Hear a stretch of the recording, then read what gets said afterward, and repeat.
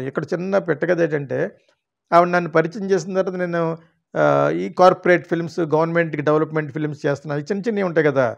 20,00,000, 30,00,000 అలాగ ఉంటాయి కొన్ని. అన్నీ పెద్ద పెద్దవి ఉండవు. అవి చేస్తున్నప్పుడు ఒకసారి లక్ష్మీప్రసాద్ గారు సంతకం పెట్టాలి నాకు. ఇదే ప్రాబ్లమ్ ఆవిడ లేరు. కాకపోతే ఆవిడ చెప్పారు. నేను 2, 3 రోజులు ఉండను కదా! ప్రవాస భారతీ దివాస్‌కి నువ్వు కింద ఎవరో ఉంటారో వాళ్ళతోటి సంతకం పెట్టించుకొని మీరు ప్రొసీడ్ అయిపోండి వర్క్‌కి అని అన్నారని ఆవిడ దగ్గరికెళ్ళి. లేకపోతే ఆవిడ పరిచయం చేసుకోవడానికి నాకు అవసరం లేదు. నాకు హెచ్ఎం రావు గారు తర్వాత ఇలా చెప్పారు. ఆవిడ కాపు కమ్యూనిటీ అనేది అన్నారు. నేను పట్టించుకోలేదు కాదు. చెప్పారు కాబట్టి నేను మీకు ఈ విషయం చెప్తున్నాను. ఆడికెళ్ళి కలిసిన తర్వాత మాట్లాడి మీరు డైరెక్టర్ కదా!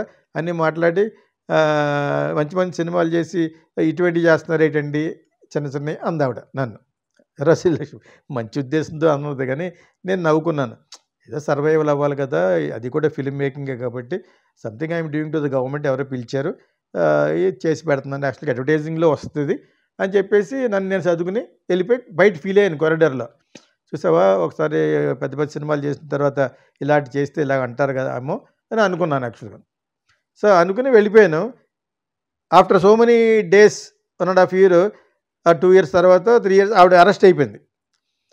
దాని తర్వాత ఏదో ఆరోగ్యరీత్యా ఆవిడ బయటకొచ్చేటప్పుడు ఇక్కడ ఏదో అమెరికన్ తెలుగు కాపు అసోసియేషన్ వాళ్ళు ఇక్కడ మీటింగ్ పెడితే మరికొండలో బలవంతంగా పిలిచారు. నేను వెళ్ళాను. వెళ్తే అక్కడ ఆవిడ వచ్చింది. వర్షం పడుతుందనమాట. బయటికి వెళ్ళిపోయే ముందు పలకరించింది ఆవిడ. అప్పుడు మాట్లాడాను. I just shook my hand and I spoke. ఇంకెక్కువ ఏం మాట్లాడతాం. కానీ ఆవిడకి నేను ఒక మెసేజ్ పెట్టాను. మరి చూసుకుందో లేదో. పెద్ద పరుగులు పెడితే ఇలాగ ఉంటుంది. నువ్వు నన్ను చిన్న సినిమాలు ఎందుకు చేస్తున్నావు అని అన్నా కూడా ఐ నీడ్ టు సర్వైవ్ అని పెట్టాను.